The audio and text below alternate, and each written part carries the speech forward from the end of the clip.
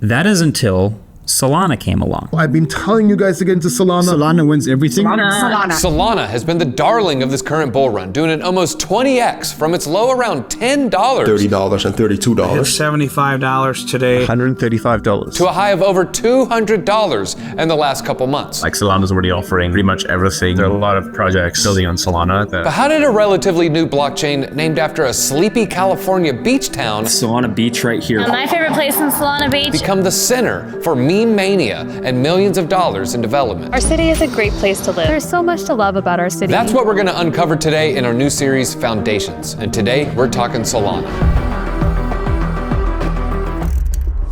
He's the creator of Solana and the co-founder of Solana. Anatoly Yakovenko. This is probably the most controversial thing you'll get me to say. I bet that. I think a lot of people came into Solana in 2020 or 2021, but the story of Solana begins actually much earlier than that. My family left the Soviet Union. They saw like the full devastation of what badly run economy and currency can do to people. That belief of sound moneyness and like what Bitcoin promised, I think like resonated with me.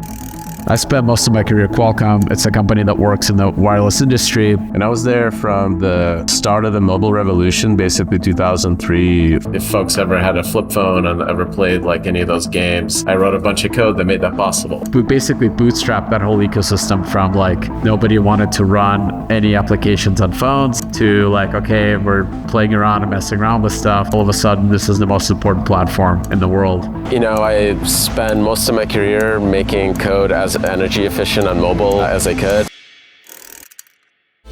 This is a crypto fund. And I know what you're thinking.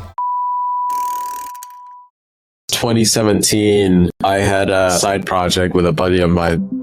One of the folks that became a co-founder of Solana, Steve Acker, just called it Tensor Cloud, pre-OpenAI. And we were like, we think deep learning is going to be a thing. We're going to build these boxes. And what is this stupid crypto thing that people are paying us for like doing nothing? Might as well use it to like pay for the hardware. And this is when I got into proof of work. Why does it cause high fees in Bitcoin? Because at that time, fees spiked to like 60, 70 bucks a transaction. Is it stupid? Why are people like paying for our GPUs? Like, what is the point of all this? It didn't sit well with me.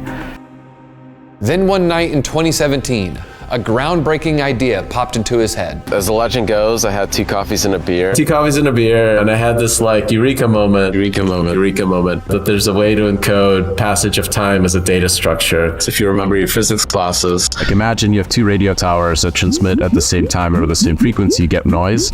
So if you give each one a clock, they alternate by time. There's no longer interference and information passes through. That time component is very important for optimizing wireless networks. This is actually exactly the same thing that happens with blockchains. You have 2 block producers that produce a block at the same time. They'll produce a fork. So now the chain doesn't know what the next state is and has to resolve it. And that's effectively noise because now you've dropped the amount of information that this thing is handling per second.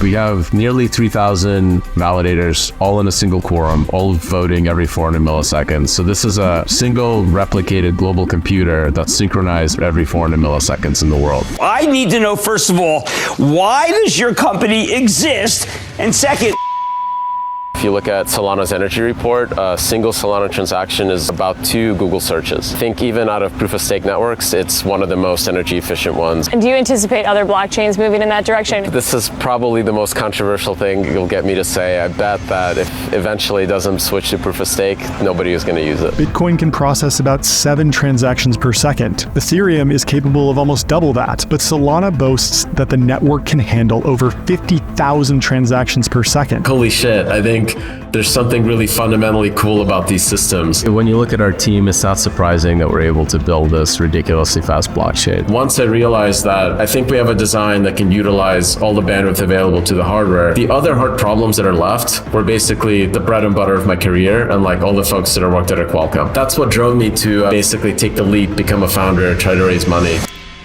We were like 9-10 months of cash left. March 12th, we announced that it was gonna be a week later. March 16th is when the markets crashed. And I was like, fuck, we are so dead.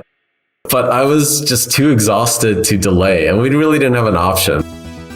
If you bought $100 of Solana in 2020, May, $100.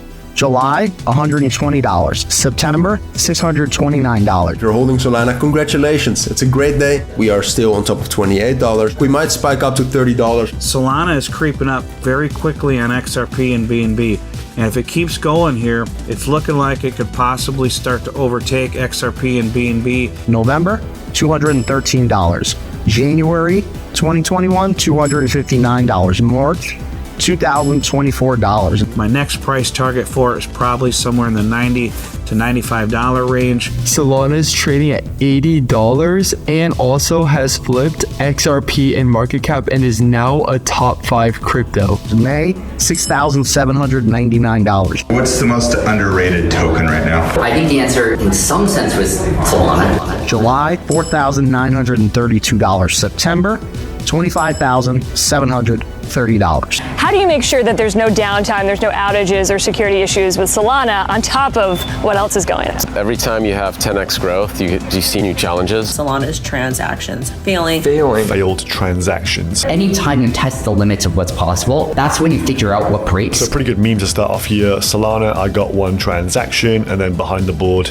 lots and lots of failures. Why do you think it's Solana rather than Ethereum or those layer 2 networks that has attracted all of this meme coin volume? I'm deep in the mines working on like optimizing how fast bits move through these servers, and somebody at the top is like creating random ass memes. I don't know. Working out all the kinks now with memes is like a blessing. Those are just engineering problems. That's the kind of problem that I would rather have than the other kind. I think you're really, really impressive history, and there are people who have made fortunes who are connected with you. So I need to know, first of all, why does your company exist? And second, why we need it? Blockchain is a revolutionary technology that is really enabling people to go, person to person without any intermediaries. But Bitcoin and Ethereum are just way too slow for that. So Solana's there to really enable that 1 billion people to go fully interconnected. The promise of this project has never been greater. But then, wire fraud on customers. On this Thursday night, the stunning collapse of a crypto empire. Conspiracy to commit wire fraud on lenders. Cryptocurrency exchange, FTX, goes bankrupt in a matter of days. Conspiracy to commit commodities fraud. If there's ever a place I could be that I'm not going to get in trouble, it's going to be at FTX. Conspiracy to commit securities fraud. I'm probably going to have to file for bankruptcy. Conspiracy to commit money laundering. What Sam did was old-fashioned financial fraud. And the list goes on. The Journal reporting the CEO allegedly using customer money from FTX to fund risky bets at his other company, a hedge fund called Alameda. All anyone has from Bankman-Fried is an apology. I'm deeply sorry about what happened. So, Sam, do you want to, do you need an introduction? A man that doesn't need an introduction. I'm Sam. I'm